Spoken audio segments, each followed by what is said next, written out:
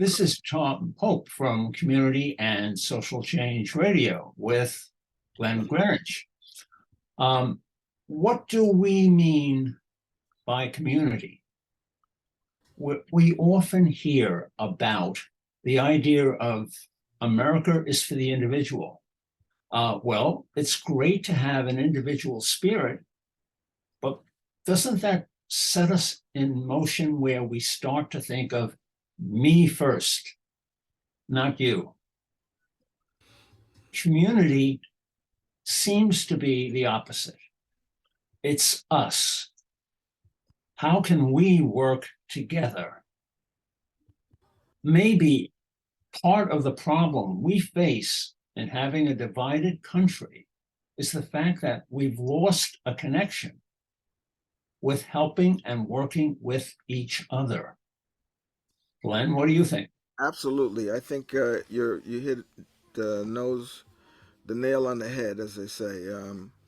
When you think about community, it is about working together. We, a lot of the social media and some of the other outlets are about personal gain or personal fame or personal, instant, um, fame and fortune. Doesn't lend itself to individuals working together. And so when you think about communities in the past, they worked together. You had somebody that would watch the kids in the neighborhood so that people could go out and work before there was formally daycare. You know, you had people that would do projects together. You know, we'd come over and work on your house because you were, putting up a barn or putting up a roof. So the neighbors would come, the community would come together, you know, probably bring supplies to help the situation and support it. And so they'd have sweat equity and materials and so on and so forth. And it was more about sharing. I think the advent of social media and the current media is about um, personal gain, as you alluded to earlier. Imagine a different scenario where we have people in a 2 block area, 3 block area, and we have a monthly meeting to decide what needs to be done. And we decide to set up a committee that will take care of childcare. 3 or 4 people in that group will alternate and help those who need it, the childcare, watch the children. We can have another committee maybe dealing with teens, um, teen activity. One of the big items in the resurgence of some crime is the gang. Now, why do gangs form? Because we don't have a community to support the young person. The young person goes to the gang. Yeah. That's how he finds a sense of community. However, what if we had a different community setting where young teens could form, um, explore potential for their growth um, outside of the school? This would attract them to work together rather than join a gang. This is actually one way of fighting crime. And if we don't think of the community and supporting each other, we're not really fighting crime. Well, that's interesting because, one of the things that the YMCA has been successful in doing is getting people from different neighborhoods together in one setting so that you have this neighborhood cross pollination so that you meet kids your age from other areas so that you begin to expand. Because, as you said earlier, this whole notion of gangs usually have to do with the proximity of where they live, and so they're not safe. They and gangs are a way of organizing the community. In fact, it's interesting. Gangs became very, very popular after the annihilation of the Black Panther Party, which was about community. A lot of people think that they were only about being militant, but they really were about organizing themselves, organizing the community so that the community could get benefits such as jobs, housing, health care, and so forth.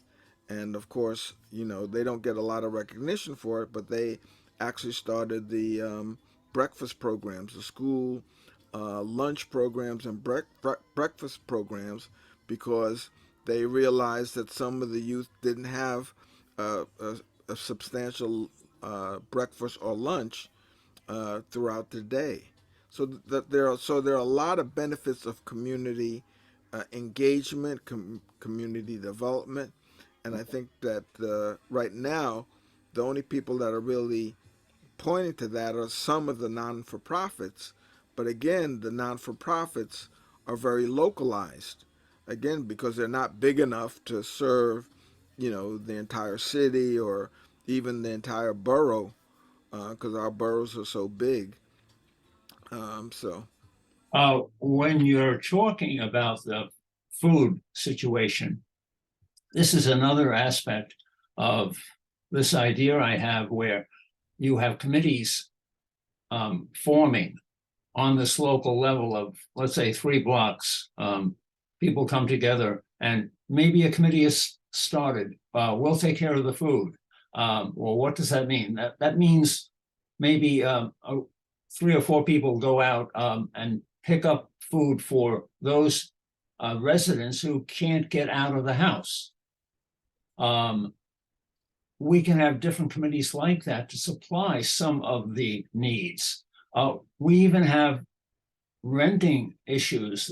Or maybe we have some people running into problems with not knowing how to navigate through renting problems. Where do they go? Well, they might go online, but what happens if they're going to one of these meetings in the community? They find a neighbor has the same problem.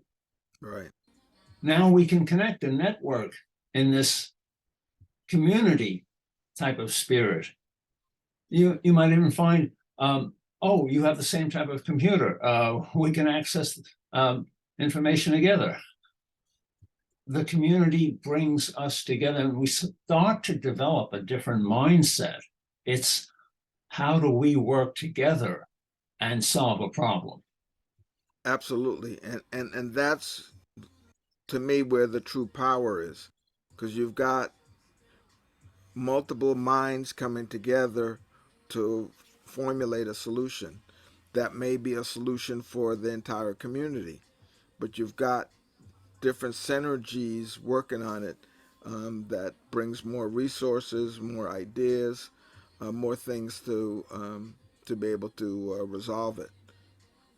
It's interesting. The concept of community goes back to the hunter-gatherer Yes, societies. it It does. goes back to, well, even today, in many parts of the world, we have a tribal society and people take turns helping each other. Yeah, Um, but if we fragment ourselves, we lose sight of helping each other. yeah. It's such an important aspect because us doing things together supports both of us as opposed to you struggling and I'm struggling to do the same thing and the same number of things for our individual families when we could separate the two and do half the work and and get the greater benefit for both of our families.